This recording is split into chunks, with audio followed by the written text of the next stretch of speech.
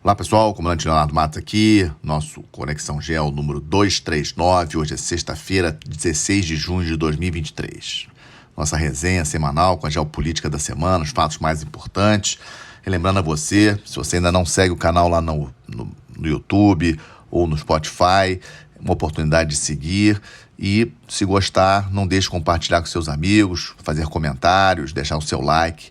Isso sempre ajuda a impulsionar aí o podcast de uma maneira geral. O tema mais importante que trago para vocês hoje, que eu considerei, é a relação do indiciamento do ex-presidente Donald Trump e o conflito na Ucrânia, né? O que é isso, na verdade? Acredito que todos vocês tenham acompanhado o que aconteceu essa semana. O ex-presidente Donald Trump recebeu várias acusações, compareceu num tribunal federal, primeira vez que um ex-presidente dos Estados Unidos comparece numa corte federal. E o que isso tem a ver com geopolítica? Tem a ver com geopolítica porque o ex-presidente Trump está concorrendo, é forte candidato para vencer as eleições de novembro do ano que vem. E ele já declarou mais de uma vez, caso eleito, ele não vai apoiar a Ucrânia como atualmente está ocorrendo com o governo do presidente Biden. Então, isso é uma mudança de grandes proporções no conflito. A Ucrânia sabe disso.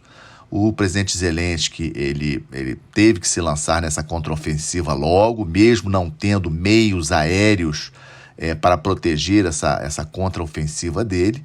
Por isso que ele estava pedindo tanto as aeronaves F-16, etc., ainda segue pedindo. E falando nessa contraofensiva, ela segue em 3 frentes, basicamente. Não temos grandes avanços nessas frentes. Aí aquela guerra de informações, a Rússia diz que matou 10 vezes mais ucranianos do que morreram russos. Os ucranianos já falam em conquista de algumas aldeias, de algumas regiões, mas nenhum grande avanço. E só para fechar a questão do presidente Trump, o que nós temos que acompanhar? É o impacto dessas acusações, lembrando que as primárias do Partido Republicano, elas iniciam em fevereiro do ano que vem. Então, na verdade, é acompanhar como que vai caminhar a popularidade do ex-presidente Donald Trump nesse momento, né, até as primárias do ano que vem, e ver se realmente ele vai ter chance de concorrer e ser o candidato republicano para concorrer contra o Biden e vencer ou não as eleições em novembro do ano que vem. Voltando para o conflito na Ucrânia, coisas que me chamaram a atenção essa semana. Primeiro, uma decisão do Ministério da Defesa russo de cadastrar todos os combatentes russos na Ucrânia. Vocês lembram da questão dos grupos de mercenários, o mais famoso deles, o grupo Wagner, né, do Prigozhin, aquelas questões do Prigozhin falando mal do exército russo, dos líderes russos, etc. Chamou muita atenção naquela época ali, naquelas semanas de maio, em torno aí da conquista da cidade de Bakhmut, né, no leste da Ucrânia. E exatamente o Prigozhin, né, que é o presidente do grupo Wagner, o mais importante grupo mercenário da Rússia, reclamou muito dessa decisão do Ministério da Defesa russo, que para mim, em termos militares, faz todo sentido cadastrar, porque eu tenho realmente questões com relação a como que os russos estavam conseguindo coordenar as ações ali na Ucrânia, tendo aí do lado ali grupos mercenários, etc. O presidente Vladimir Putin também, em declaração essa semana, concordou que foram cometidos alguns erros estratégicos, né, na invasão da Ucrânia, não detalhando, e também na defesa do território russo. Importante a gente lembrar dos ataques que a Ucrânia já conseguiu fazer dentro do território russo. E ele chegou a mencionar a possibilidade de se criar uma zona de exclusão ali, praticamente. Só falta ele declarar guerra para a Ucrânia, ainda não fez, mas o recrutamento está bastante forte dentro da Rússia para tentar atrair aí o máximo possível, aí tentar atrair voluntários para lutar na guerra da Ucrânia. Também essa semana, importante, tem relação com a guerra da Ucrânia, obviamente, o maior exercício aéreo da história da OTAN, está sendo realizado, centrado na Alemanha, o Air Defender 23, começou essa semana e vai até a próxima sexta-feira, um exercício aí considerado recorde, com 250 aeronaves, 25 países da OTAN participando, inclusive de outros parceiros da OTAN, como é o caso do Japão e da Suécia, chamando muita atenção. A Suécia já pediu para entrar na OTAN, mas ainda não não integrou, a Turquia continua enrolando essa questão e parece que Suécia não vai mais entrar para a OTAN antes da reunião de cúpula que vai acontecer 11 e 12 de julho. Então, esse é um dado importante também dessa semana. E também essa semana, falando em OTAN, um encontro entre o presidente Macron, o presidente da Polônia e o primeiro-ministro da Alemanha, em Paris. Por que esse encontro é importante? Porque nos bastidores desse encontro, lógico que o tema principal falado foi guerra da Ucrânia, mas nos bastidores eles trataram sobre quem será o novo secretário-geral da OTAN, que é uma função importantíssima, é um mandato de 4 anos. O atual secretário-geral é o norueguês Jens Stoltenberg, já foi primeiro-ministro da Noruega. Não é essa posição de secretário-geral da OTAN, é uma posição importante, ainda mais agora, durante uma guerra em andamento. Tanto é que o Stoltenberg, que ia completar 8 anos ano passado, teve seu mandato estendido por mais um ano, né? Então ele vai completar 9 anos, sai no dia 30 de setembro. Então também é um tema interessante para nós acompanharmos. O segundo tema que eu trago para vocês hoje, nesse nosso Conexão 239, nessa semana, é o lançamento da Estratégia de Segurança Nacional Alemã. Eu já tinha falado isso aqui anteriormente, que estava sendo elaborado. É um documento o documento de mais alto nível de qualquer país. Estados Unidos tem, Reino Unido tem, França tem, e Brasil não tem, infelizmente, né? A Alemanha, então, com a participação de representantes de vários setores da sociedade alemã. O lançamento na quarta-feira também contou com a presença aí de todos os partidos, de várias pessoas importantes. E dos pontos, né, é um documento de 40 e poucas páginas, tem versão em inglês disponível na internet para quem quiser ler com mais calma. Interessante assim, trago para vocês a questão da Alemanha admitindo a necessidade de investimento nas Forças Armadas, falou claramente isso, que quer tornar as Forças Armadas da Alemanha como a mais efetiva força convencional, fez questão de colocar convencional, nada de nuclear, na Europa nos próximos anos. Nós sabemos que a Alemanha já é a maior economia da Europa, né? A Alemanha é a 4ª economia do planeta, a maior economia da Europa, e sabemos também da história da Alemanha.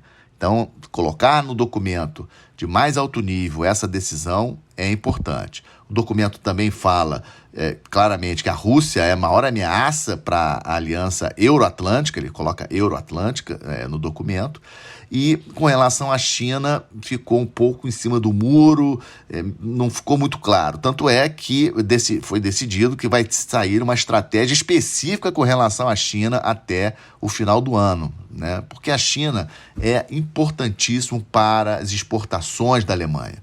Na verdade, não apenas da Alemanha, mas de vários países do planeta. O maior desafio de se lidar com a China mesmo não concordando, digamos assim, com a estrutura de governo da China, a maneira como a China conduz as suas questões, principalmente as questões internas, de política interna, mas a China é um gigante econômico e muitos países têm a China como seu maior parceiro comercial, por exemplo, o Brasil.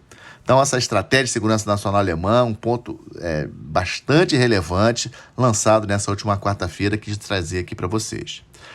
Na parte agora do Estamos de Olho, tradicional quadro nosso, Estamos de Olho, o final da visita do presidente iraniano à América Latina começou aqui pela Venezuela, depois foi a Nicarágua e está terminando hoje em Cuba, né? 3 países que sofrem bastante, várias sanções aí por parte dos Estados Unidos e bastante polêmicos, digamos assim, usando uma palavra light, né? Tanto Venezuela como Nicarágua como Cuba. E interessante nessa visita que o presidente do Irã levou, entre outros, o seu ministro da Defesa.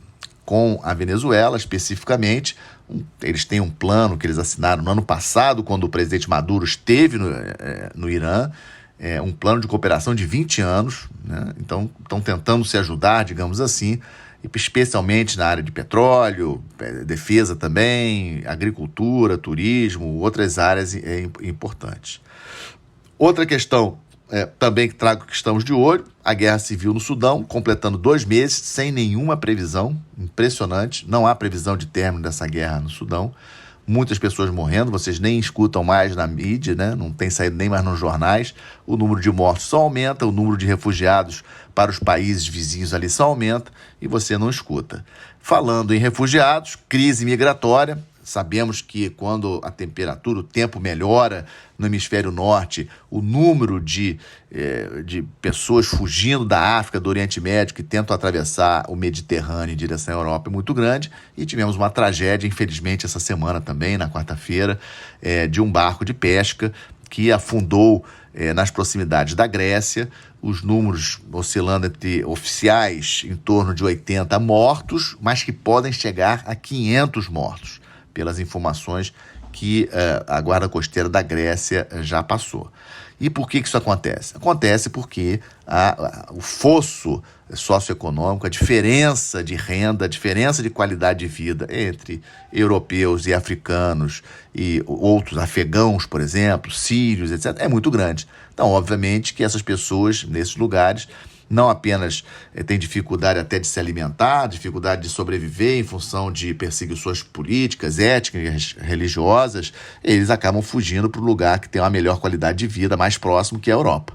Então, a crise migratória no mundo é uma questão que tem que ser discutida com seriedade. Inclusive, naquele encontro que eu comentei do presidente da França, primeiro-ministro da Alemanha, presidente da Polônia, lá em Paris, na segunda-feira, eles também conversaram sobre esse assunto, porque, na minha avaliação, é um dos pontos mais sensíveis para a Europa, essa questão da crise migratória, que não é de hoje, mas os europeus, obviamente, estão muito preocupados. E também estou de olho na questão da Cúpula de Paris, que vai acontecer na próxima semana, dia 22 e 23. É uma cúpula que diz que vai tentar, digamos assim, reformar a estrutura das finanças globais para financiamento de preservação ambiental, foco, essa questão do aquecimento global. Então, isso é uma questão importante e o presidente do Brasil já confirmou a presença, o presidente Macron da França, como já falei aqui algumas vezes, tentando aí se manter aí na posição, digamos assim, de liderança mundial. Sabemos que esse tema do meio ambiente é um tema muito caro para os franceses, né? E o Macron querendo, obviamente, angariar aí alguma popularidade depois daquela questão aí do aumento da idade mínima para aposentadoria na França, que deu bastante dor de cabeça para o Macron. E fechando o quadro do Estamos de Olho, muita preocupação com relação à situação na Coreia do Norte. Uma reportagem bastante extensa da BBC de Londres essa semana, falando sobre a crise na Coreia do Norte, que desde o Covid, o Kim Jong-un, o ditador Kim Jong-un, fechou as fronteiras da Coreia do Norte de uma maneira bastante, digamos, rigorosa. Antigamente ele, digamos assim, ele flexibilizava um pouco o comércio ilegal na fronteira de Coreia do Norte com China, Coreia do Norte com Coreia do Sul. Mas os informes que a BBC trouxe essa semana nessa reportagem são muito preocupantes, a quantidade de pessoas passando fome dentro da Coreia do Norte.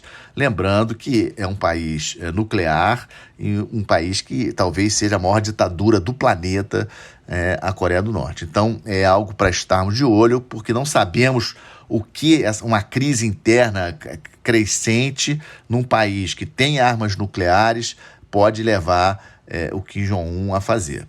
Fechando, como sempre faço, no quadro de boas notícias, uma previsão nova de produção agrícola brasileira, saiu essa semana, deve registrar uma safra recorde de 305 milhões de toneladas em 2023. É um resultado excepcional. Pra vocês terem uma ideia, um aumento de 16,1% em relação a 2022, ou seja, um resultado realmente impressionante da nossa agricultura. E, como eu sempre falo, não tem nenhum problema do Brasil ser um campeão na agricultura, não tem nenhum problema do Brasil alimentar mais de 1 bilhão de pessoas. A gente só não pode ficar parado nisso, né? Sermos exportadores de commodities agrícolas, minerais, etc. Temos que investir em alta tecnologia, tema que falo sempre, inteligência artificial, robótica, outras questões, biotecnologia, muitas questões importantes que dependem de investimentos em ciência e tecnologia, investimento nos cérebros que temos, dos jovens brilhantes que temos.